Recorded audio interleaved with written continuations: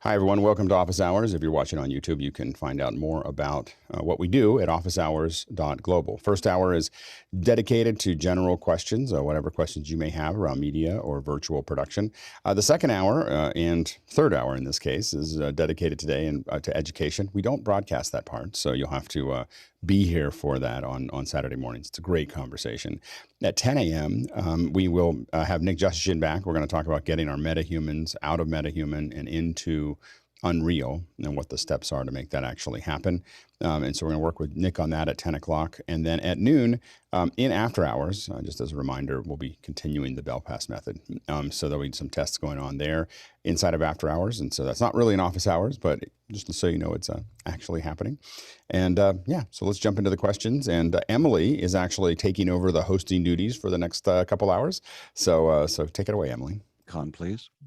Good morning, everyone. Welcome. Just wanted to, before we get started today, say that Tony Mobley did a show this week that if you didn't watch, you definitely should go back and watch, because it was a fascinating hour and a half about Alex and questions that came from the panel.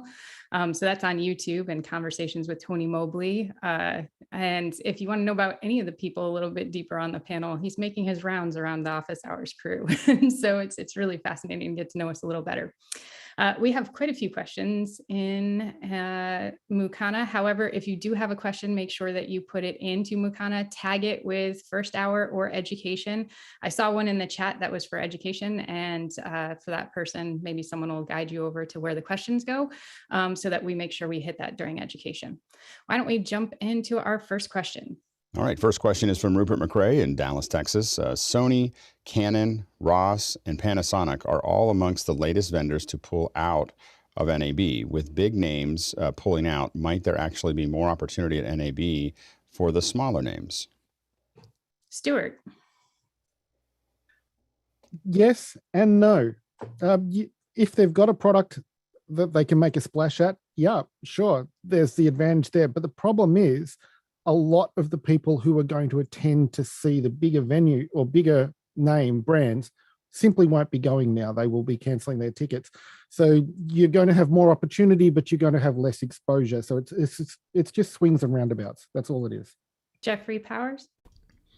So yeah, I canceled earlier this week myself, and I've heard a few other names that have decided not to go as well.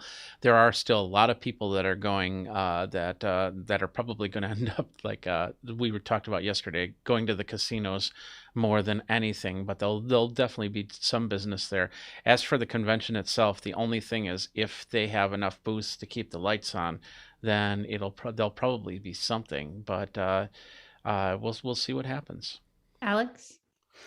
I think that the hard part is that a lot of people aren't going to go, and I think a lot of companies are now starting to really get into this position of rethinking how they interact with their customers and their partners, and how they're starting to rethink that. I mean, at least the ones we're talking to are really thinking about what happens next. They don't know what's going to keep on happening. They don't know how long this is going to last. And I think that it's what a lot of conferences have been trying to avoid, is that conversation of what do we do if this doesn't work anymore? And because as people start to fill in solutions, it'll become more complicated as we move forward. Tim. Yeah, it feels to me like when something like this happens, often everybody loses interest. So all of a sudden you don't have the buzz of the show. The smaller vendors, they weren't going to get a big bump anyhow, perhaps. I think people just look other places, and all of a sudden it's like, okay, NAB is gone, and so what's next? They're already turning it off. I believe the press is they're going to go by their little, press releases and say a few things and then just move on to the next thing. Mitchell. Well, it's also driven by the state of the business and whether people are out shopping or just want to be informed. But I think a lot of people are waiting to see the other shoe drop, because, we still have some time before something else comes along that makes it tougher to get to NAB. Alex. And one of the reasons also that I've heard from some vendors that they are not going is because they can't actually sell anything because of the chip shortages. So they have huge product lines that they said it's not really worth going out and trying to push them, because they can't even, they couldn't fulfill the orders. And so that's a whole nother problem that's happening around this time. Stuart? Yeah, one final point that needs to be made, especially for the smaller vendors, is right now they have the same potential exposure online as the big brand names. So if they've got a very good presentation, they can probably make as many sales or jump their brand higher than they would by attending a crowded event where the big names take all the attention. Right now, they've got the same potential as everybody else. So strike while the iron's hot and find a decent online format that works for them to present their products. We got one in on the wire, Guy. Sorry for the last minute. It dawned on me that, these little guys, when you say that they have the same platform, I mean, how can we reach out to these little guys or put them a pedestal to step onto? Because, I mean, I know of a big product that's going to be released on Tuesday, and I'm like, they're not going to be able to push that out as far as we could, because they haven't done as much social over the years, that it's just going to fall. Whereas at NAB, it would have made a splash. And so there's a couple guys like that, US Broadcast with, they have these controllers from Scarhoy. There's some cool stuff coming out with those guys too. And I just don't know what platform that they're going to have to step onto. So I guess the question is, how can we reach out to these guys and let them know that we exist and we have a platform? How do we invite them to come on here? Jeffrey? Yeah, Guy, I totally agree. Since I usually go as press, the one thing that has been missing in the last couple weeks to even now to up to the event is emails. Usually at this point, my email box is just completely overloaded with NAB requests to come interview us and things like that. That's not happening. So I don't even know the little guys and what they're planning, even if it's a virtual aspect of things. The only thing I got yesterday was from Canon, and I reached out to them. I said, hey, how can we do this virtually? And they said, well, we'll let you know in a week or two. So everything's going to be last minute when it comes to that. Alex? Almost no one's turned us down, for this process. And so there's been a handful, but almost no vendor has turned down the opportunity to sit in front of a couple hundred people and talk about their product. So it's just a matter of people getting a hold of us. And so, and I think that we can reach out to folks too. The easiest thing to do is you can either have someone like me do it, usually, or you can, reach out and say, we're working on putting together a team for this. So, but basically someone who just goes out but one of the things we need to know from all of you are what are the things that you're interested in. And I, every week, go through the list of second hour, looking for votes and looking for stuff and quietly, reaching out to folks that are doing that. You'll see those subjects are popping into that. The second hour list is, I think we had a question a day or two ago about what do we look at Discord? The second hour list is the number one place that I go to look at what how I'm going to fill those days. Now some aren't practical today or tomorrow, but I definitely look and kind of graze through that. And so we're going to get more organized about that. We're already talking to vendors about NAB and after NAB, and some have already started to line up. So to be part of it. So I would expect that at NAB. And for the month afterwards, you're going to see a pretty heavy hit of vendors coming through here and talking to us about it. Because I personally think it's not just another outlet. This is probably one of the best outlets they could come to. The quality of the questions, the number of questions, and now there's an hour that sits on YouTube. You'll notice that I'm preparing for us to cut the second hour away from the first hour and put it on YouTube by itself. And you can see that because every time we go into the second hour, I stop talking for a second. And I go, okay, now we're changing subjects. And that is I'm doing that. I'm getting used to doing that on purpose because I'm creating an edit. So we're preparing to kind of push those out so that the first hour is what it is, but the second hour becomes, and we're figuring it out, especially for Office Hours 2.0, we're figuring out how are we going to cut that out into its own little show. So our experience of it here will be the same show, but it will become its own little show that goes out every day. And again, it's a testament to the professionalism, the quality of the questions, everything that we have here makes it the perfect showcase because it's not going to just be talking to us. It's how many people are going to see that show, how many press people are in our group, how many press people are going to see, how many other people are going to see it on YouTube. It's a great way to just gather up an enormous amount of data about a given product. So we'll keep on, but we're going to definitely refine that a lot more as we move forward. Guy. I guess the next question is, how do we prepare them to come in with high quality video and audio? Like Michael Cioni, when he came in, he actually had a nice cutaway, so you can see a close up of his phone as he handled the device. And so I guess a lot of these guys just don't understand how serious we are about coming in as a high quality Zoom call and not They can just send me down to Blackmagic or Atomos. I'm right near. I'll go and set it up for you. Right there, volunteering. A lot of them are. A lot of them I actually have conversations with before. Usually when someone isn't, some of that's my fault, that some people are not quite as at the level that they could be because I didn't spend enough time talking to them. Because a lot of them I talk to and I iterate over and over again, like average investment, on this panel is like $3,000 or $4,000 of gear. So you just need to really understand that you need to think about that, of how you're going to look. And so I kind of push people towards that process. But to your point, I think eventually we're going to need to send out kits. Like this becomes something that we're scheduling someone a month in advance. We've got 4 or 5 kits that are in the air, and we're kind of moving them around so that they have a minimal quality for us, that they're not ready for. I think it's crazy that these companies don't improve their online presence after a year and a half with a potential another year and a half to go. It's a crazy thing. Anyway. Next question. Next question is from Guy Cochran in Seattle. From a technical standpoint, how is John Barker's show going to be produced today? Jonas. So for this show, we decided to not go the fully Zoom route like we do it, for example, for Tony's show. We decided to do a pretty complex workflow with all the panelists will be in a Zoom meeting and they talk, but everybody of the panelists also has an SRT encoder. So what we'll be setting up in the next hours is 2 cloud Vmix machines that will receive 6 SRT feeds, 5 from the panelists and 1 from a graphics producer that will add just little content like a video or maybe a web page that they're talking about. So the whole production team will be about 5 to 10 seconds behind the original panel in Zoom. Then all the NDI will go into a production instance, and then we also will encode that on an encoding instance so we can cut away if something happens. Then a new addition this time is that's just for the behind the scenes is I'll have a special multi-viewer instance up there with color view NDI multi-viewer because we can customize it how we want. So we will be able to showcase for the behind the scenes experience all the different feeds coming in, maybe even some real-time feeds. And then that's not here yet. There will be another Zoom room with Unity on that. So I, as the producer, will have all the Unity channels and I can talk into the live Zoom, listen to the live Zoom, but also talk to the team that's 5 to 10 seconds behind. John? And I just wanted to add to that from a sort of non-technical side.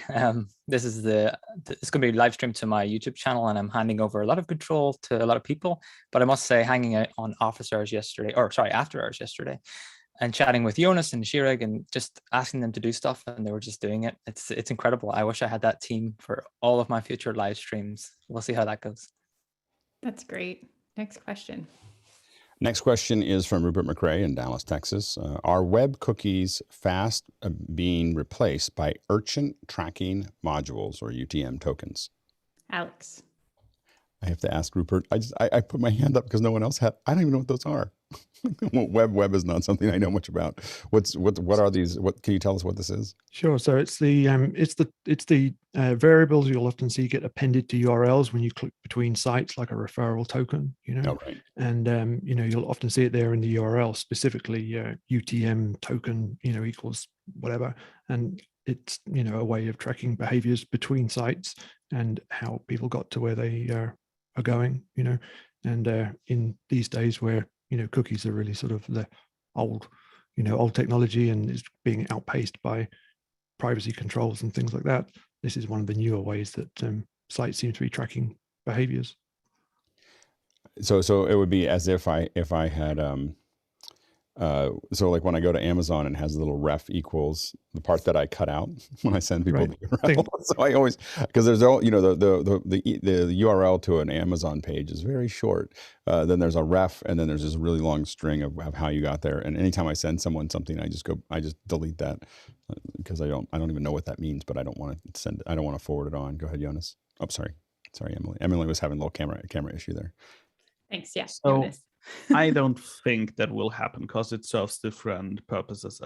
Where you see cookies a lot is identifying a person versus the UTM is identifying the way how they got somewhere. So for example, if you send out an email, that's a different UTM token for multiple campaigns, so you know which campaign led to the click. But where cookies are used mostly is to paste like an identifier. So you know, oh yeah, that's that person, and that's even used for logging systems. I agree that UTM tokens could take over if, for example, the EU cracks down on tracking tokens even more, but I doubt it. Cookies are here to stay, sadly. And especially the technical ones won't go away because it's hard to otherwise bringing state in a stateless protocol like HTTP. All right, next question. Next question is from Mike Emmett in Melbourne, Australia. With the Apple event coming soon, is today the wrong day to order to be ordering a Mac? Stuart. Well, yes, but also don't forget, anything they announce in the next week is going to be a month or more before they actually ship. So if you need something now, you're not going to go backwards by buying the current ones. And I say that as a PC person. Sure, they're limited in multi-threaded operation and heavy GPU tasks, but for what they're aimed at, they're a good choice. Tim? You know, it's just a couple days away. So I think we always do this kind of thing where we are, I call it future tripping, right? So you're just trying to figure out how to, get the best bang for your buck. Some of the M1 things I noticed, especially the MacBook Air, are like $100, $150 off right now. But $100, $150 off, in a month's period of time is probably just means you should wait and spend the extra $100, $150 or equivalent. You're going to get something better and you're going to like it better. Any kind of computer purchase is a snapshot in time. So, you have to realize you're buying the tool for the moment, and hopefully it will be good and it will be strong. And, something better is going to come later, and, you get something later when later comes. Mitchell? I agree with Tim. I think it's not a good idea to be in a hurry to buy anything, particularly Apple product. I've been waiting for the next iteration of the Power Mac to come out. I'm still milking my Power Mac 2010, the old cheese grater. And I was very tempted to buy the new one, but I thought maybe the next iteration will be better, and perhaps that will be. But why buy now? Unless you have a compelling reason, like Tim said, that a client's going to send you business, there's no need to upgrade right away. It's a left-right brain thing. I mean, for those of us that are gearheads, we're always attracted to new product. So I say wait. Alex? Well, I would definitely wait until Monday. it's the weekend, have a beer and hang out a little bit. I don't think it'd be worth doing it over the next couple of days, but I think that also with all of these things, I look at how fast am I going to pay off whatever that cost is. So I'm looking at the amortization of that, and usually for me, I want it to amortize in 6 months, or I'm not going to buy it. And usually most of the things that I buy do that. 2 years is the outer edge. Like if I don't think it's going to pay off with the work that I put through it in 2 years, I don't want to use it. And so I don't want to buy it. I want to rent it. And so I think that is you kind of want to think through that, but you should buy fearlessly once you make that decision. If it's going to make the money, if it's a little bit faster over the next 6 months, it doesn't matter. And if it pays itself off, as soon as it pays itself off, sell it off and get another one. I think that might be a sign of maturity, because you go from being I need to have the newest to how does this work out? I hung out with the 2015 Mac for a laptop for a long time because I was so frustrated by the keyboard, the MagSafe, there was just so many things that I felt like Apple had screwed up, and so I just hung on to it, and I found that I got a lot of work done, without having to upgrade. And then when I finally did, it felt great because it was so much faster. But it didn't impact me as much as I thought it would to hang on to a computer for 4 years. Yeah. All right. Next question. Next question is from Mike Emmett. I've had a productive day learning Zoom ISO along with the incredible MixEffect Pro. I would like to know what reasonable bandwidth allowances I should make for a show with 4-person panel. Guy? Yeah, in a 1080p meeting, you're looking at about 6 megabytes per participant per pool. So I go for more like 10 just for the additional overhead. So for 4, you'd be looking at 40. And if you go more than that, Zoom might actually, with Zoom ISO, might actually throttle you a little bit. So you might not be able to pull more than 40 anyway. So you might start dropping down to 1280 on the additional people, and your machine might not be able to handle more than full. At 720, you get a lot more. 360, it's unlimited. Alex? Yeah, we find that 4 is the maximum on a Mac to pull out of with Zoom ISO, and so that is but we just add more Macs. so the one we have in the office is pulling 20 through 5 Mac Minis and 1 Mac Minis, and there's almost no load on them pulling them through. It's just really it's not a load issue. It's a Zoom limitation to it. And one thing you may want to think about if you're streaming is to get a second service provider and stream on, because you're going to be sending a lot of data back to those folks as well, and that can go up and down. You may want to put your stream on one internet service and all of your ISOs on the other, so that you're not, unless you have a ton of overhead. Like I have a gig up and down at the office, and so I don't need to worry about that. But if I was doing it from my house, I would definitely have 2 service providers, one that was managing the uplink bandwidth for the stream, and the other one that was sending returns back to Zoom. Sorry, Alex, I pushed a button. I was pushing the wrong button. No and worries. I pushed the next question already into Mukana. Okay. I don't know if there's a way to pull it Stack back. it up. Oh, I think we're done. I don't think anyone else had their hand up. Did they? Yeah, no, not with that one. But I mean, the next question in order, I hit the answer button because I wanted to chime in on it and not the hand raising button. And then it pushed it over This to is from Sky Gleason. Mukana. Got it. Yeah. Yeah. So everyone will just have to raise their hand on this one. Question is from Sky Gleason in Seattle, Washington.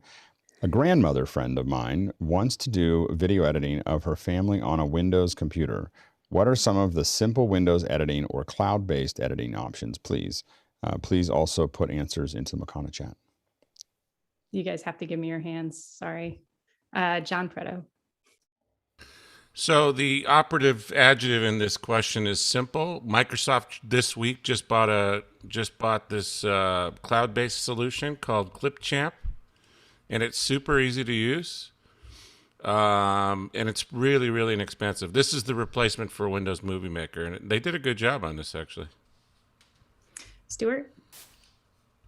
Well, one of the things that John just mentioned was Windows Movie Maker. Now, Sky, you haven't told us how old the PC is that the friend is running. You also haven't said which operating system is on it. If it's an older one, find a copy of Windows Movie Maker. It will teach her the basics. Avoid Virtual Dub unless you're a geek, and avoid Resolve, even the free version, unless you've got a decent current machine, because the editing curve or the learning curve is way too steep for just anyone. It's like a ski jump with a sharp drop off the end of it. The other option is to go looking for some old DVD authoring programs. The video editors that come with a lot of those were very simple, very intuitive to use, very graphical, and will still do HD video at a reasonable rate. But if you're doing 4K, you're going to be looking at upgrading a PC. You're going to be looking at upgrading the operating system. So look for Windows Movie Maker first, and then a DVD authoring program. Jonas? I would use HitFilm Express. HitFilm Express is a free version of HitFilm. It's different than most softwares, but it's a really intuitive and easy to learn software. They have presets.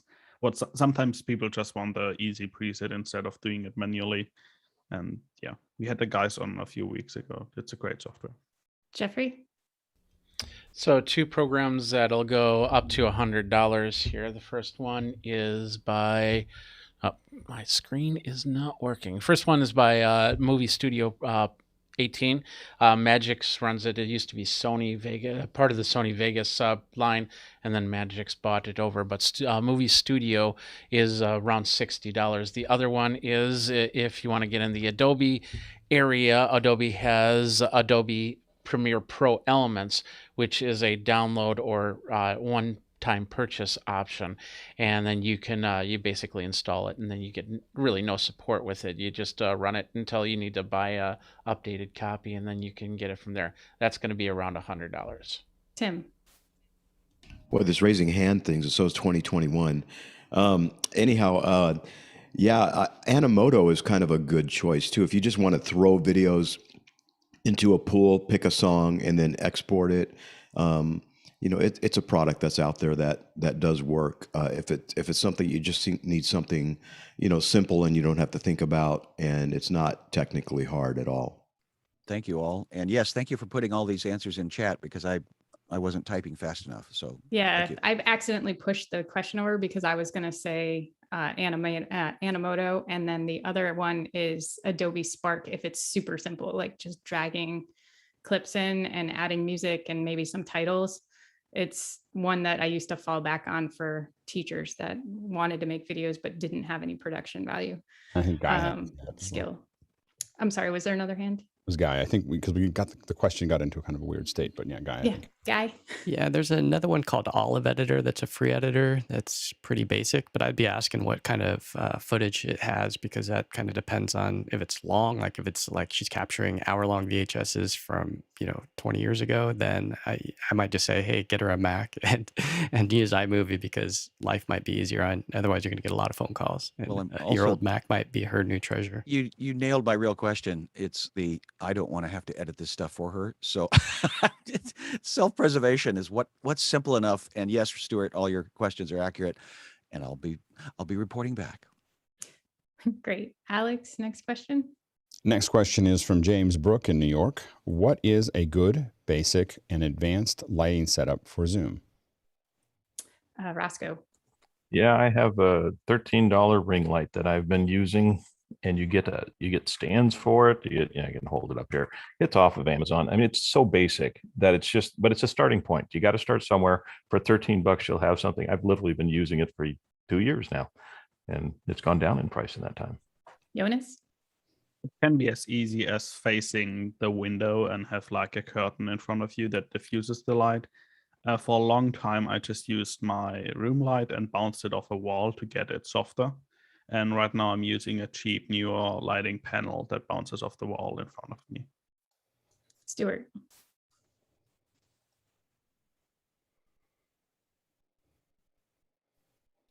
Okay, let's go on. I can't hear you. Go ahead. Next. Okay. Jeffrey. So you could start very basic. You can go down to the hardware store and get clip-on cans, and then get CFL lights, and go to the fabric store and get a little bit of ceiling wire and a little bit of white cloth, and that'll create as a diffuser. And that's probably the cheapest, most basic method. I ran that way for many, many years. You can get CFLs up to about 300 watts style. What I have on my studio, which is more the intermediate, is the Neewer light. Basically panels coming that are hooked on the ceiling, and a third light that's right behind me to get the backfill.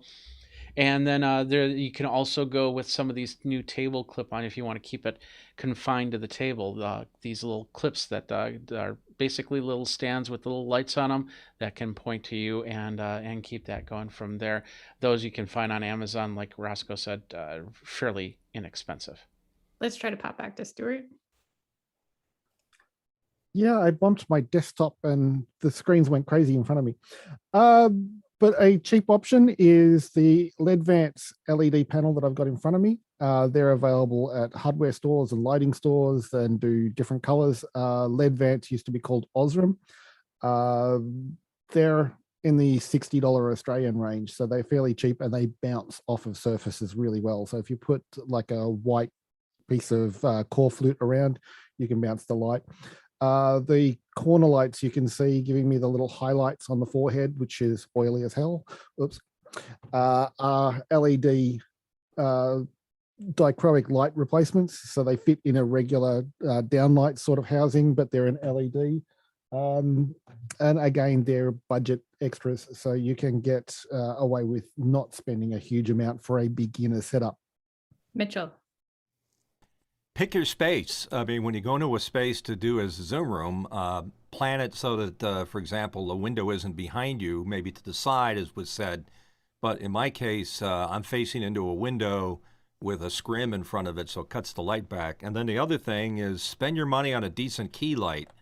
I got a light panel here, and everything else that I have in my place is just the cheap bargain basement lighting to give the little hair light or the fill or the color. So put your money in the key light, because that needs to be soft and nice, and you'll probably spend around $800 to get a halfway decent one.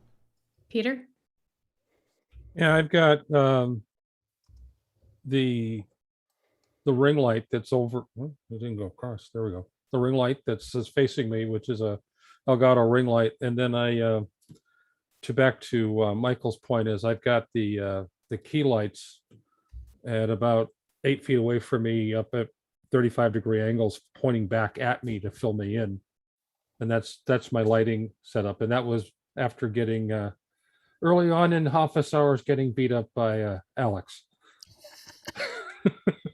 Alex. Let Guy go first. Guy. Yeah, there's a really interesting course in MZ. It's called, what the heck is the name of it? Anyways, Alex Bueno has one on visual storytelling that is fantastic. This one right here, Visual Storytelling 2. I just lost it. Oh, yeah, here's the first one. He's the guy who does Saturday Night Live.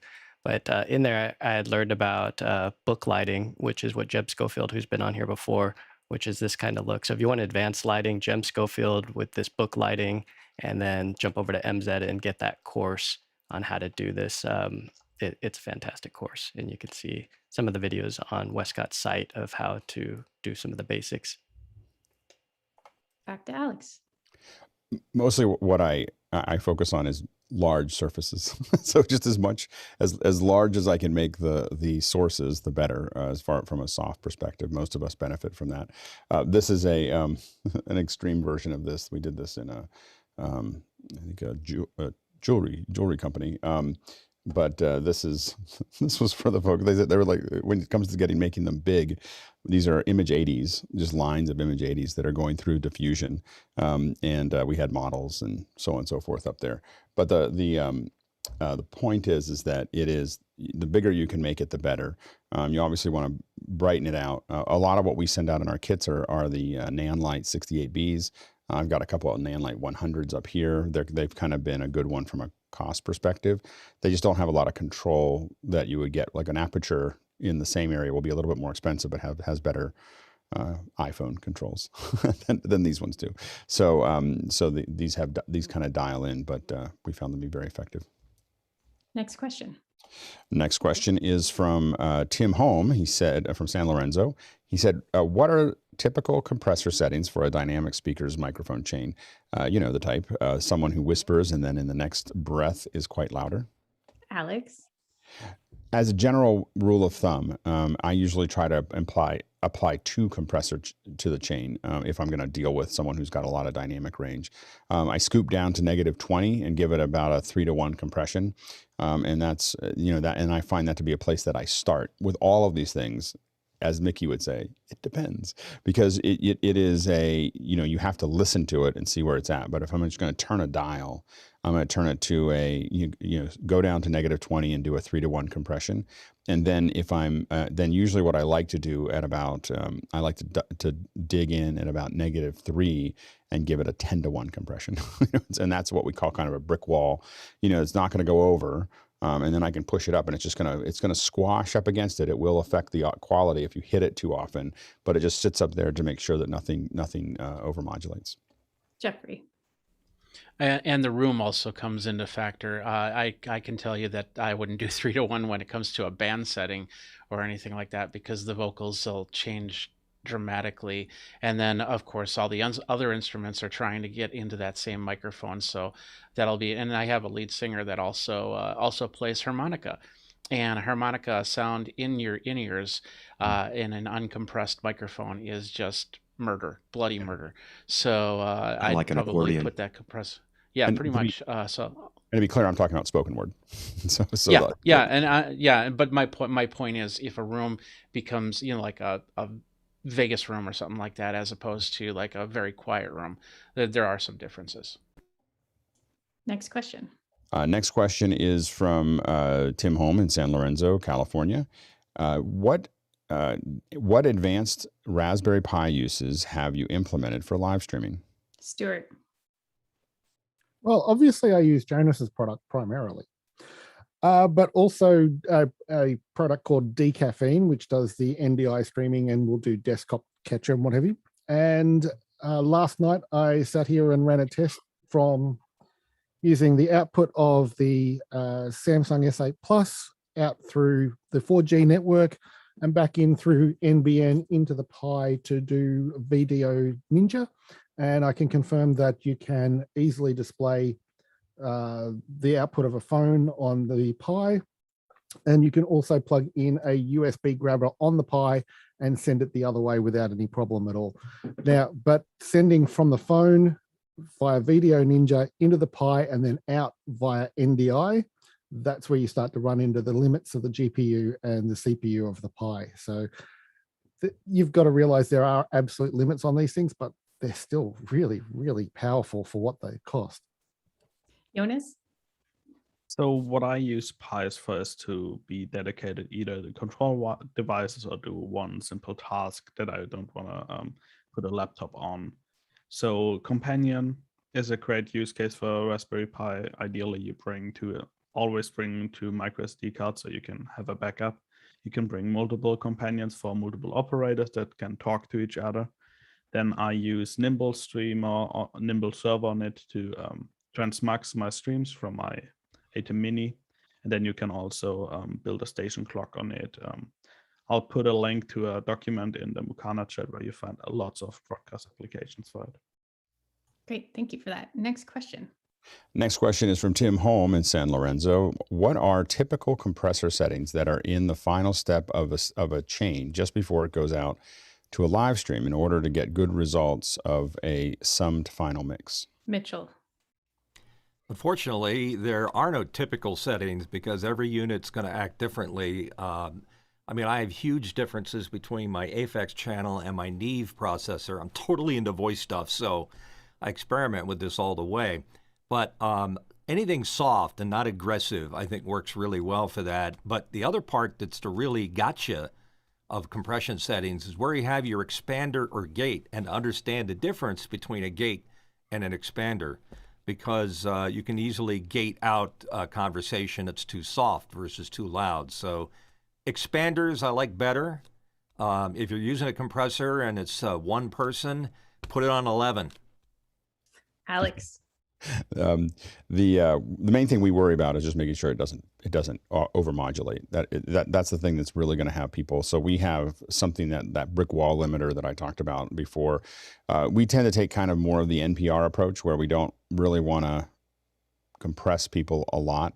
If we do, we used to do it. I mean, as I said, when you asked about compressor settings, we said -20 and 3 to 1 is kind of my starting point. But a lot of times we leave it pretty raw, mostly because we like the variance. But what we don't want to do, we want to feel free that we can turn up the volume because people complain. And then we want to be able to know that it's not going to overmodulate. Great. Next question. Next question is from Serge Blondin in Montreal, Canada. Jonas, what is the web page or software you use to diagram the show with Vmix and SRT? Jonas. So I'm completely misusing a tool that John built. It's called here to H2R Gear. And normally it's built for like doing normal setups.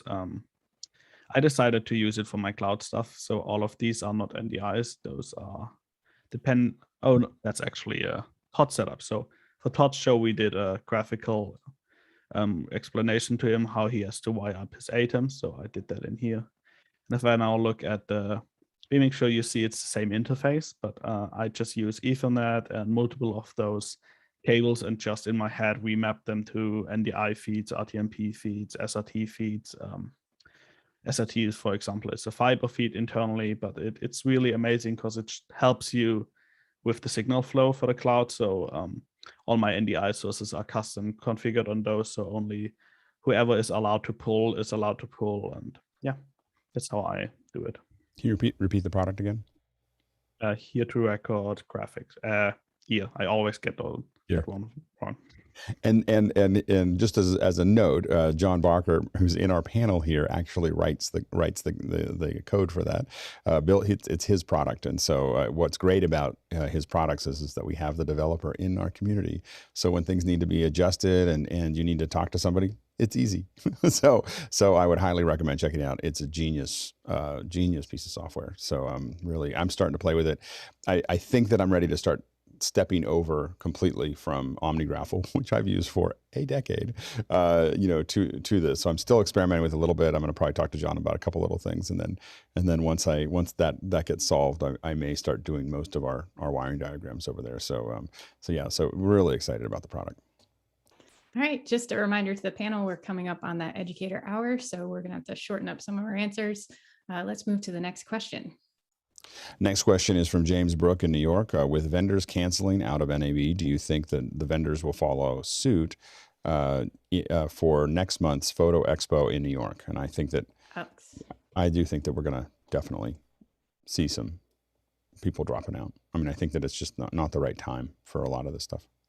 Jeffrey. I thought the PHOTO EXPO already turned virtual, but with NAB, I know a lot of these were also going to InfoComm, which is at the end of October, which I'm actually speaking at, and they have done the dual cancel. So I have a feeling that InfoComm is going to be looking to see what NAB is going to do. Next question. Next question is from Tim Holm. What is your preferred way to store and or carry all of your miscellaneous smaller cables? Ziploc bags, containers, specialized roll-up? Alex?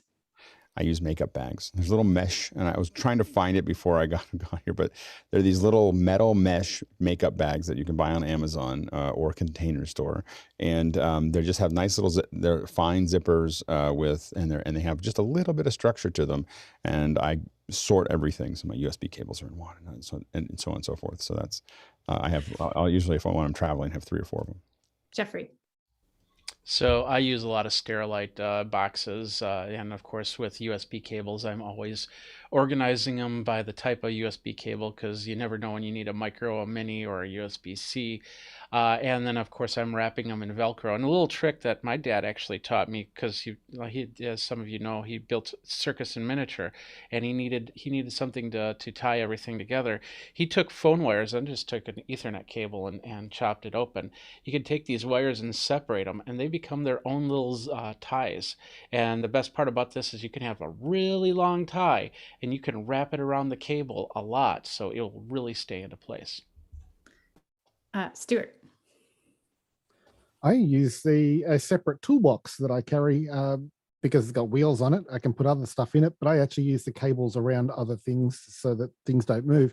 But one little tip I'll share, these things are some of the most awkward cables to organize, like with power boards. But if you put a little loop like that, and then just tuck the cable through a couple of times,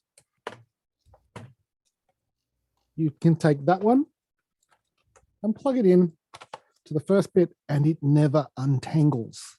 It never gets tangled in other ones because both ends of the cable won't move. Jonas. So all long cables are tangled up and with Ziplocs, and then I have these document bags that you can get really cheap in all the document sizes, like A5, A2, A4. And I put cables in there, and then they're always labeled. So for example, this is a HDMI transmitter and a splitter, and it has all the numbers for the devices that are in there and all the cables. So what's really cool if you have everything in bags is if you arrive on a shoot, you have just one place where you put all the empty bags. Then you can unpack whatever you need. And at the end of the shoot, if you still have an empty bag, you know something went missing.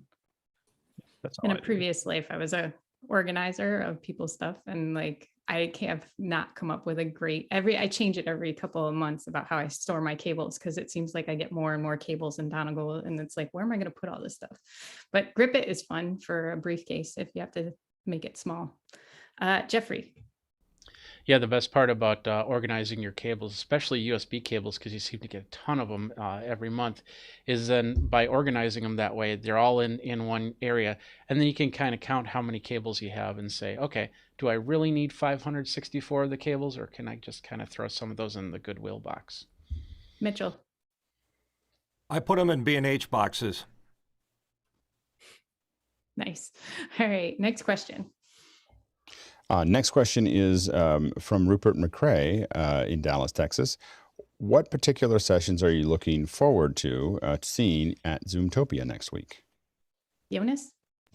I have high hopes for all the development sessions. There are a lot of stuff that we have seen on the customer side, but hasn't trickled down to the development end yet, like Zoom apps and other SDKs. I really hope they get published. And one thing that the person from Macro.io said was really interesting is that Zoom wants to become a protocol just like email. And I'm interested to see if that is reflected in Zoomtopia, because that would be really interesting. Yeah, I signed up for a lot of the education sessions and where is it going, but there were also some like interpreter sessions that I was interested in learning more about accessibility. Rupert? Yeah, I agree with Jonas. Some of the development stuff should be pretty interesting. The CTO is making a keynote here, so that should be quite interesting. Next question. Next question is from James Brook in New York. What are the components of the current kits you are sending to Zoom guests? Alex. So we have a small kit that we send out, small-ish kit that we send out. That is, we actually send a Mac Mini with a USB pre and a Countryman, 2 Nanlite 68s, and a small monitor.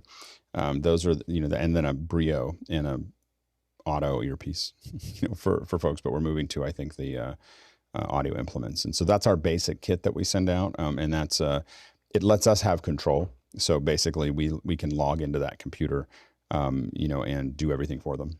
So before that, we would just send out the Brio. The Brio is kind of the core of things, or Brio, some version of a light Nanlite 6Cs have been something we've used a lot of.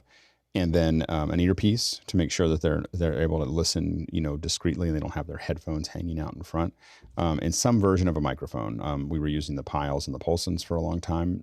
We just decided after a while that the MixPre III with NoiseAssist just got us a lot further, as far as not having to worry about it. So they are bigger kits, and they're a little bit more of an investment. But the smaller kits, we still use the very small kits that we don't use as much are the Pulsons and the Piles. Jeffrey. So if it comes to Zoom, we've been doing a lot of mobile stuff. So an iPhone 11. If it's not Zoom, we can actually use something like an Android phone. I have an Asus ZenFone 7, which is a really cool phone, where the cameras actually have a mechanical arm on them, and the main cameras will flip to become the face cameras, and we can use them from there. I'm also building a teleprompter. Once again, this is just going to be, they open the box, they pull this out, they put it on a stand, they plug it in, and they're good to go. So we're going to have a teleprompter on there. I think it's going to be this Avaya, which is the Huddle Cam, another version of the Huddle camera from Avaya, and it's going to be behind the teleprompter. And then I'm still working on the machine, although Guy has given me the idea of the Zoom or the Fire TV box, and I might give that a try. I'm going to give that a try and see if that works as an alternate to get at least a 1080p Zoom signal in. Mitchell? Mostly I run into problems with audio, so I have a one insert play solution, and I use the MicMe product, the MIKME, and I don't know if you can see it, but here's one right here. It's just a little box that you just plug it in, it works, which is a great thing for audio. Great. Next question. Next question is from Stan Chan in Roseville. Is Dash and AC4-IMS the best way to encode spatial and binaural audio into a real-time media stream that will be sent to YouTube, Vimeo, and Twitch? Alex. I don't think that any of those support Dash or AC4. So I don't think that I don't think they're ready to accept those inputs. You can send by binaural, because it's just two channels. But you have to process it on your end to fold it down into that. Next question. Next question is from Khalid Al-Jamaya from Hassa in the Kingdom. What is the next step of the atem Mini as the camera in to have the capability of using 4K instead of 1080p? Roscoe. Well, I think until Blackmagic puts HDMI 2.0 outputs onto their cameras, meaning their low-end cameras, I don't think they're going to necessarily push the atem someplace that their own cameras can't go right now.